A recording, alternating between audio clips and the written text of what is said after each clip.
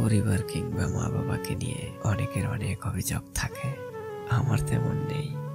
হয়তো আমি লাকি অথবা আন্ডারস্ট্যান্ডিং।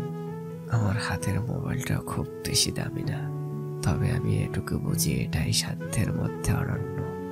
সম্ভব হলে হয়তো পৃথিবীর সবচেয়ে দামি মোবাইলটা আমার পরিবার আমার হাতে তুলে দিত। আমার গায়ে থাকা কাপড় চোপড়ও বিশাল সব ব্র্যান্ডের না, তবে সাধ্য অনুযায়ী কমও না। এই পৃথিবীতে এক একজনের মা বাবার সামর্থ্য এক এক রকমের, কারো কম কারো বেশি, তাদের ভালোবাসা না।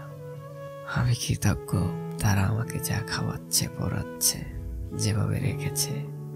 আমার গা গরম হলে সবার আগে আমার মায়ের মাথায় চিন্তা চাপে, টাকার দরকার হলে সবার আগে বাবা নিজের পকেটের দিকে চোখ রাখে। আমার যতটা স্বাধীনতা দরকার সেটাও তারা দেয়, যেখানে লিমিট টানা জরুরি সেখানেই টানে।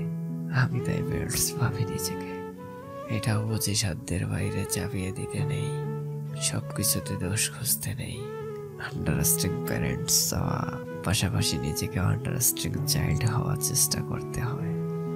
দিন শেষে মা বাবার কাছেই শান্তি, সেখানেই সকল সুখ। আলহামদুলিল্লাহ।